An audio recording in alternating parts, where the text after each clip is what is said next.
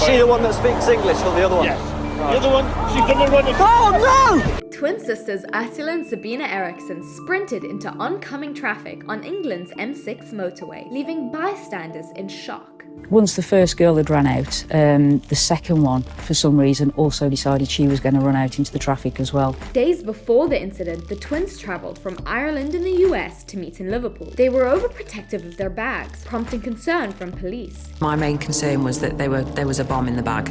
However, they were dismissed as harmless and allowed to continue their journey. They eventually made their way onto a bus towards London, where they acted so strangely that they were removed and later spotted walking along the motorway's central reservation before jumping in front of the incoming traffic. Can you look after her for me? Among the debris of the motorway incident, police discovered smashed phones in their bags. I was convinced that there must have been some sort of drug or substance element to it. When police arrived at the scene, the twins jumped into the traffic once again. Ursula's legs were crushed by a truck, while Sabina was struck by a car. Incredibly, they both survived. As she ran out, he tried to grab her instinctively.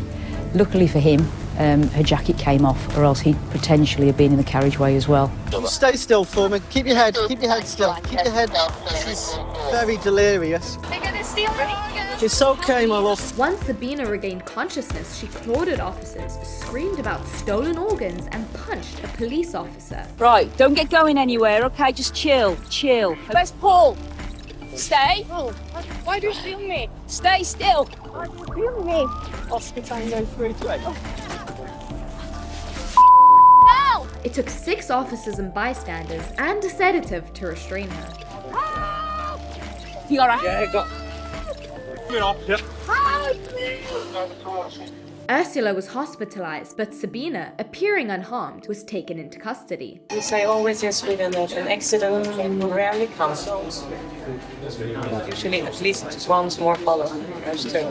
Despite being hit by a car, sedated, and having watched her sister's legs being crushed by a truck, Sabina was calm and collected, joking around with officers. How old am I? Yeah, probably around in his best age. Yeah, 45. Oh yeah, 44? you got it, 45. Hours later, she was released without a psychiatric evaluation. While looking for a hotel, Sabina encountered Glenn Hollinshead, a former RAF airman.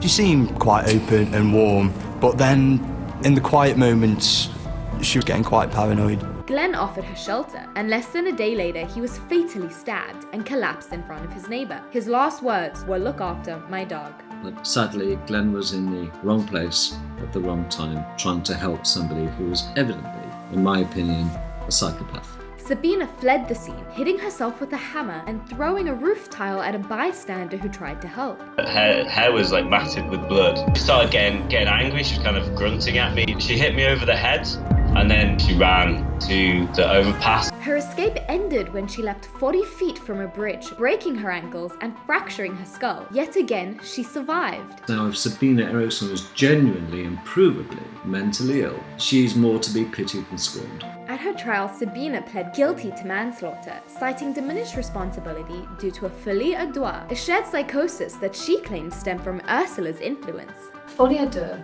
is a condition where when one person develops that delusion, that their partner also develops the delusion as well, and that the delusions are identical.